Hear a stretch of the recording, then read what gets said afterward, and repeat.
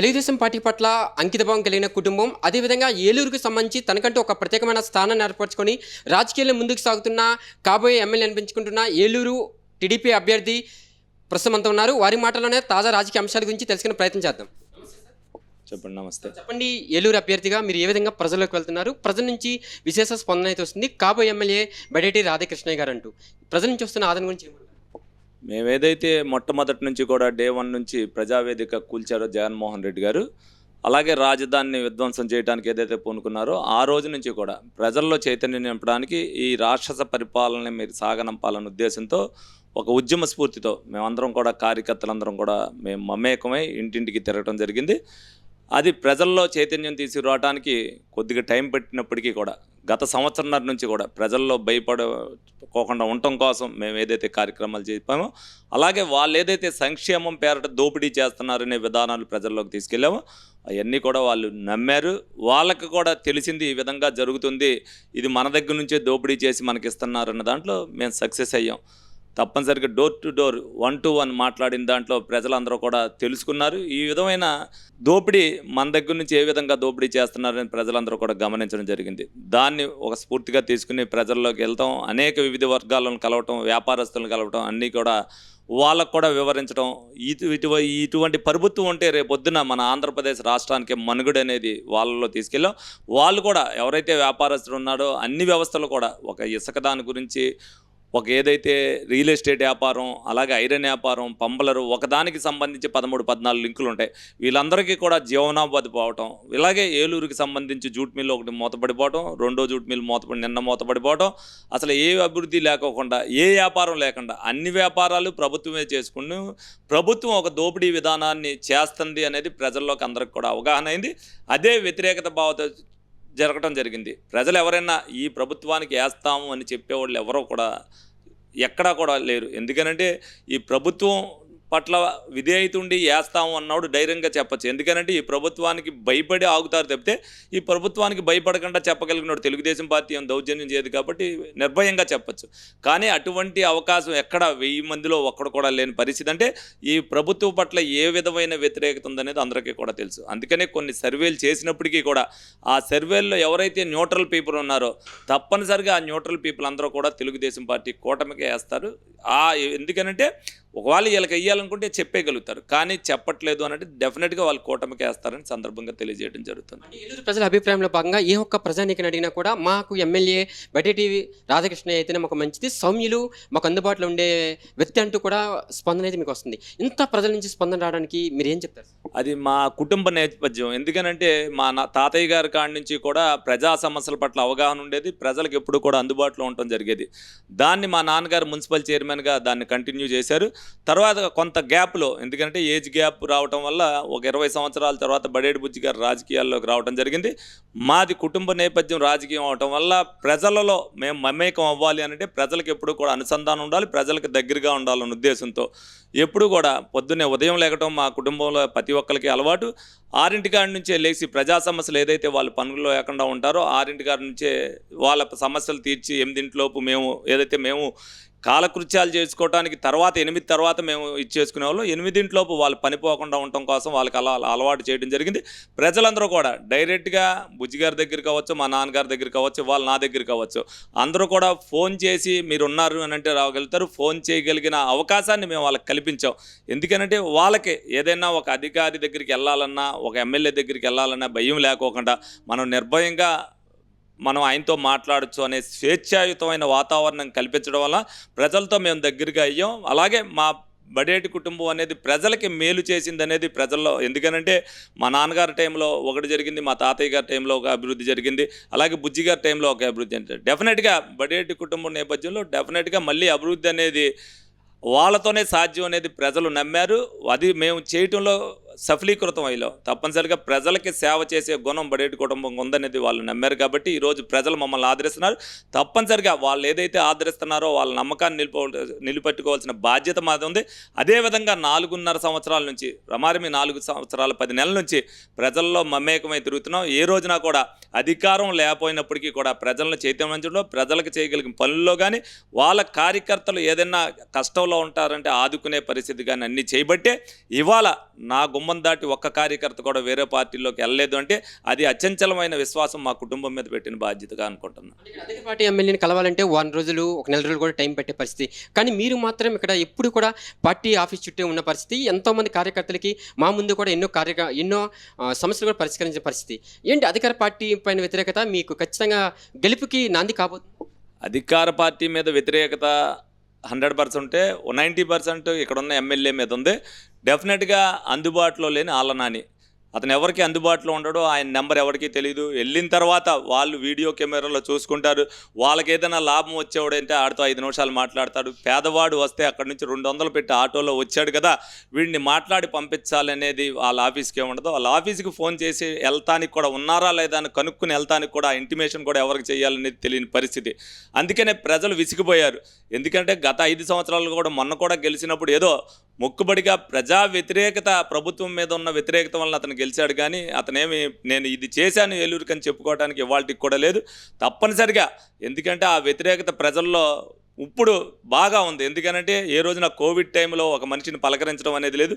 గత 6 నెలలుగా చెప్పగా జగన్మోహన్ రెడ్డి గారు గడప గడపకు తిరిగారు తప్పితే వాళ్ళు సమస్యల పట్ల అవగాహన ఉన్నప్పటికీ కూడా ఏ సమస్య తెలియదు.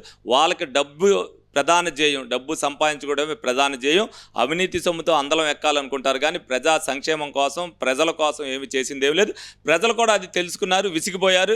ఇవాళ మనకు వద్దు అని అనుకుంటున్నారు. కాబట్టి ఆ వ్యతిరేకతతో పాటు మేమేదైతే లోగడ బడేటి బుజ్జి గారు ఏ విధంగా చేశారు, ఆళ్ళ నాని గారు ఎలా చేశారని 5 సంవత్సరాలు బేరీ చేసుకుంటున్నారు. ఎందుకంటే అతి దగ్గరగా ప్రజలకి బడేటి బుజ్జి గారు ఏ విధంగా ఉన్నారు, అలాగే 4 సంవత్సరాలు 11 నెలలుగా నేను ఏ విధంగా అందుబాటులో ఉన్నది, ఇవన్నీ బేరీ చేసుకోవటం వల్ల, పోల్చుకోవటం వల్ల ఆళ్ళ నాని గారు అనేది ప్రజలకి సరిపోవడం మనిషి అనేది వాళ్ళందరూ కూడా నిర్ణయించుకోవడం జరిగింది. అధికారం కోసం, పదవుల కోసం పార్టీ మారే నాయకులు చాలామంది ఉన్న ఈ రోజుల్లో మీరు మాత్రం పార్టీ కష్ట సమయంలో పార్టీకి అండగా ఉన్నారు. మీ కుటుంబం కూడా తెలుగుదేశం పార్టీకి అంకితమైన కుటుంబం. రేపు మీరు ఎమ్మెల్యే అయిన తర్వాత ఖచ్చితంగా మంత్రివర్గంలో అవకాశం ఉందా? దాని గురించి మేము ఆశించకూడదు. పార్టీ మారవలసిన ఆవశ్యకత మాకు లేదు. పార్టీ మారాల్సిన పరిస్థితులు వస్తే రాజకీయాలు వదిలేస్తాం తప్ప పార్టీలు మారే సంస్కృతి మా బ్లడ్లోనే లేదు. తప్పనిసరిగా ఏదైతే పార్టీకి అంకిత భావంతో పనిచేయాలనుకున్నామో అంకిత భావంతో పనిచేసాం. చంద్రబాబు నాయుడు గారు దాన్ని కూడా గుర్తించే మొట్టమొదటి లిస్టులోనే నాకు టికెట్ కూడా ఇవ్వడం జరిగింది. ఎందుకంటే పార్టీ పట్ల విధేయత, పార్టీ పట్ల క్రమశిక్షణతో నేను చేసిన పనితనాన్ని, అలాగే ప్రజల్లో కూడా మా కుటుంబానికి ఏదైతే ఆ పేరు ప్రఖ్యాతులు ఉన్నాయో ఆయన కూడా అనేక సర్వేలు తీసుకుని వీళ్ళైతే సూటబుల్ అని చెప్పుకుని ఇవ్వడం జరిగింది. ఆయన నమ్మకాన్ని వమ్ము చేయకుండా మేము ఇచ్చిన కాడి నుంచి కూడా నా గ్రాఫ్ పెరిగేటట్టుగానే చేసుకోవడం జరుగుతుంది. తప్పనిసరిగా ఏలూరుకి హెడ్ క్వార్టర్గా ఏలూరు అయితే ఉందో, ఏలూరులో అనేక సమస్యలు ఉన్నాయి. ఆ సమస్యలన్నీ ప్రత్యేకంగా అనేక విధాలుగా చూపించా. త్వరలో ఏలూరుకి సంబంధించిన చిన్న మినీ మేనిఫెస్టోని కూడా, ఎందుకంటే ఏలూరుకి ఇది కావాలి అని నేను ఏదైతే నిర్ణయించుకున్నానో ప్రజల దగ్గర నుంచి కూడా ఆ ఫీడ్బ్యాక్ నేను తీసుకోవడం జరిగింది. ప్రజలకి ఇది నేను గెలిచిన తర్వాత ఈ 5 సంవత్సరాల్లో ఈ కార్యక్రమాలు చేస్తాననేది వాళ్ళందరికీ కూడా మేనిఫెస్టో రూపేణ వివరించడం జరుగుతుంది. తప్పనిసరిగా అవన్నీ నేను చేస్తాను, చేయగలను అనేది వాళ్ళు నమ్ముతారు. తప్పనిసరిగా అది చేసి చూపించి మా కుటుంబానికి ఏదైతే కీర్తి ప్రతిష్టలైన దాన్ని ఇంకా పైకి తీసుకెళ్లే బాధ్యతను నేను తీసుకుంటా. ప్రజల గుండెల్లో ఒకటిగా నిలబడతానని సందర్భంగా మీ అందరికి కూడా తెలియజేయడం జరిగింది. పార్టీ అధినేత మేనిఫెస్టో కూడా చేశారు, సూపర్ 6 అంటూ. ఈ యొక్క సూపర్ 6 కార్యక్రమాలు ప్రజలకు వెళ్ళాయంటారా? ఖచ్చితంగా విజన్ ఉన్న నాయకుడు, 40 ఏళ్ళ రాజకీయ అనుభవం, 14 ఏళ్ళ ముఖ్యమంత్రి, ఖచ్చితంగా ఈ రాష్ట్రానికి అవసరం అంటారా? ఖచ్చితంగా. ఎందుకంటే సూపర్ 6 పథకాలు అనేది ప్రజల్లోకి విస్తృతంగా తీసుకెళ్ళాం. ఇవాళకి కూడా ప్రజాగలం మేము ఆల్రెడీ, ఎందుకనంటే 2 సార్లు ఇంటింటికి తిరిగిన దాంట్లో ఒకసారి ఎందుకనంటే భవిష్యత్తు గ్యారంటీ అని చెప్పి తీసుకెళ్ళాం. తర్వాత మళ్ళీ చంద్రబాబు నాయుడు గారు ఒక క్యాలెండర్ రిలీజ్ చేసి దాన్ని కూడా ప్రజల్లోకి తీసుకెళ్ళమన్నప్పుడు దాన్ని కూడా ఇంటింటికి వాళ్ళు తీసుకెళ్తాం జరిగింది. ఇప్పుడు మేమేదైతే ప్రజాగలం సభలో జైహో బీసీ సభలు పెడుతున్నాము, అందులో కూడా సూపర్ 6 గురించి వాళ్ళకి అన్నీ కూడా అర్థమయ్యేటట్టు విపులీకరిస్తున్నాం. సంక్షేమం పేరిట వాళ్ళు దోపిడీ చేస్తున్నారు. మేము వస్తే సంక్షేమం ఏదైతే ఆపేస్తారని వాళ్ళు చెప్తున్నారో, సంక్షేమం ఆపము, సంక్షేమం ఏదైతే అభివృద్ధి చేసి సంక్షేమం ఇస్తాం, ఏదైతే ఆదాయాలు పుట్టించి సంక్షేమం ఇస్తామన్నది వాళ్ళందరికీ కూడా వివరించడం జరుగుతుంది.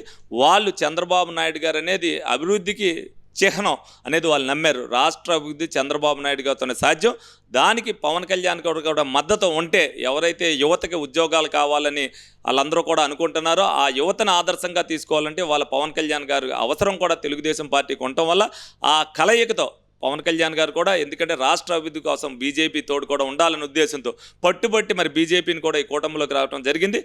ఆ ఎన్డీఏ అధికారంలోకి రావటం, రాష్ట్ర అభివృద్ధి జరగాలి అని అంటే పవన్ కళ్యాణ్ గారు తప్పనిసరిగా తీసుకొస్తానన్న మాట ప్రకారం ఆయన కూడా తీసుకొచ్చారు. దానికి నిదర్శనగానే చిరంజీవి గారు కూడా ఈ రోజున మీరు ఏదైతే ఇవాళ ఇంటర్వ్యూ తీసుకుంటున్నారు 5 కోట్ల రూపాయలు ప్రజా భవిష్యత్తు కోసం, రాష్ట్ర భవిష్యత్తు కోసం పార్టీకి ఎంతైతే కష్టపడి చేస్తూ ప్రజలకు సేవ చేస్తున్నాడో పవన్ కళ్యాణ్ గారు పార్టీకి 5 కోట్ల రూపాయలు విరాళం ఇచ్చి నువ్వు ఖర్చు పెట్టు, ప్రజలను చైతన్యం చేసి ఆయన కూడా చేయూత ఇచ్చారంటే తప్పనిసరిగా ప్రజలందరూ కూడా ఇది తీసుకోవాలి. ప్రజల కోసం వాళ్ళు చేసే ఈ కార్యక్రమాన్ని వాళ్ళు ఉపయోగించుకుని రాష్ట్ర భవిష్యత్తు కోసం ప్రజలు గెలవాలి అనే నినాదాన్ని గెలిపించాలని సందర్భంగా కోరుకోవడం జరుగుతుంది. టీడీపీ ఉన్నత నారా లోకేష్ గురించి టీడీపీ ఎమ్మెల్యే అభ్యర్థిగా మీరు ఒక అభిప్రాయం ఏం చెప్తారు? లోకేష్ యువగలం పాదయాత్రకు ముందు, పాదయాత్ర తర్వాత ఆయనలో రాజకీయ నైపుణ్యం కానీ ఆయనలో మీరు దగ్గర నుంచి చూసిన విశ్లేషణ అంటే నారా లోకేష్ రాష్ట్రంలో ఖచ్చితంగా తెలుగుదేశం పార్టీని ముందు నుంచి నడిపించే బాధ్యత ఉందంట. తప్పనిసరిగా ఉంది. ఎందుకంటే యువగాలం పాదయాత్ర ద్వారా అనేక సమస్యల అవగాహన పట్టుకుని అంతకుముందు కేడర్తో 2 సంవత్సరాల పాటు నాయకులు ఎలాగున్నారు, నాయకుని స్వభావం ఎలాగుంది, నాయకుడి పరిస్థితి ఏంటి, నాయకుడి యొక్క కెపాసిటీ ఏంటి అనేది కూడా 2 సంవత్సరాల్లో కూడా అందరు నాయకులను కలిసి తెలుసుకున్నారు. తర్వాత ప్రజా సమస్యల మీద అవగాహన తెలుసుకుంటూ ఏ విధంగా అయితే రేపు భవిష్యత్తులో మనం రాష్ట్రాన్ని తీసుకెళ్లాలనే ఉద్దేశంతో యువగలం పేరు మీద పాదయాత్ర మొదలుపెట్టారు. నిదానంగా ప్రారంభమైన యాత్ర అది ఒక ఉప్పెనలాగా సాగింది. తప్పనిసరిగా ప్రతి ఒక్కరు కూడా యువత కానీ, లేడీస్ కానీ అనేక మంది మమేకమై ఆయన అడుగేసి నడిపారు. ఆయన ఆ సమస్యలకి అవగాహన చేసుకుని అక్కడికక్కడే తక్షణ పరిష్కారంగా ఏది చేస్తాననేది అక్కడే ఇవ్వడం జరిగింది.